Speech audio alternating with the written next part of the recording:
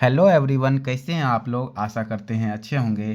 तो आज के हम इस वीडियो में आपको वृत्त का एक क्वेश्चन है कि 14 सेंटीमीटर व्यास वाले वृत्त का क्षेत्रफल और परिधि की लंबाई ज्ञात कीजिए। तो क्षेत्रफल और परिधि की लंबाई, परिधि ज्ञात करने बोल रहा है।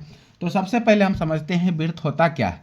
तो वृत्त कहते हैं कि एक बिंदु से, जैसे एक बिंदु है, अब इससे समान दूरी पर, चारों तरफ समान दूरी पर, इस बिंदु के चारों तरफ समान दूरी पर, ये जो है ना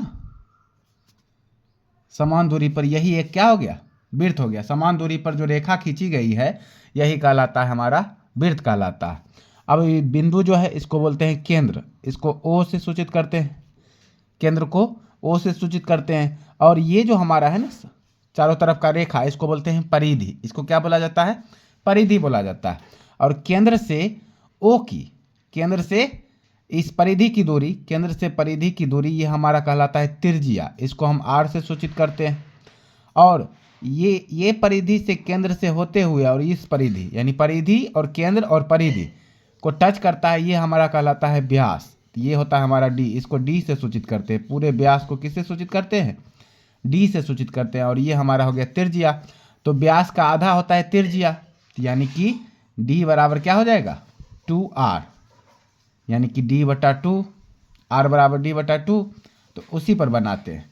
तो कहता है 14 सेंटीमीटर व्यास, तो लिखेंगे व्यास बराबर 14 सेंटीमीटर। ठीक है। अब जो क्षेत्रफल होता है, अब हम त्रिज्या भी निकाल लेते हैं, लिख देते हैं त्रिज्या। त्रिज्या बराबर, यानी कि त्रिज्या कितना हो जाएगा, तो 14/2, व्यास का आधा हो जाएगा, यानी 14/2 बराबर 7। काटेंगे तो 7 आएगा, 7 दूना 14। तो 7 सेंटीमीटर क्या निकल गया, हमारा त्रिज्या निकल गया। साहब कहता है पहले वृत्त का क्षेत्रफल। तो वृत्त का क्षेत्रफल फॉर्मूला क्या होता है, तो लिखेंगे वृत्त का क्षेत्रफल बराबर होता है πr²। अब देखिए यहाँ पर पाई का जो वैल्यू है ना, पाई का वैल्यू हम 22/7 भी ले सकते हैं। पाई बराबर होता है 22/7, या पाई बराबर 3.14, ये भी लिख सकते हैं। तो दोनों में से कोई भी ले सकते हैं। तो वृत्त का क्षेत्रफल बराबर πr²। तो पाई का वैल्यू 22/7 गुनी r²। r हमारा है 7 सेंटीमीटर, त्रिज्या कितना है 7 सेंटीमीटर। तो r² है, तो इसको लिख सकते हैं 7 × 7। स्क्वायर को 2 बार लिखा जाता है। अब देखेंगे ये 7 और ये 7 कट गया, बटा में था, कट गया। अब 7 क्या बच गया हमारा, 22 × 7। अब इसको मल्टीप्लाई, 7 दूना 14, 4 बाकी 1, 7 दूना 14, 1 15, 154 सेंटीमीटर स्क्वायर। तो सेंटीमीटर स्क्वायर में होता है क्षेत्रफल।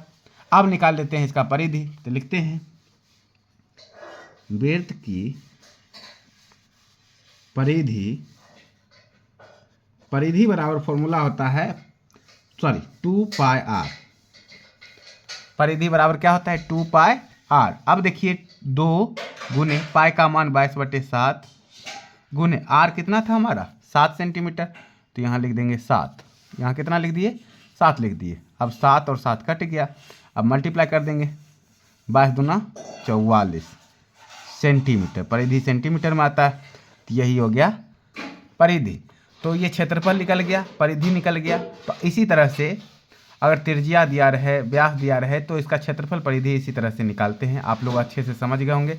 वीडियो अगर अच्छा लगा हो तो लाइक करें, चैनल को सब्सक्राइब करें। धन्यवाद।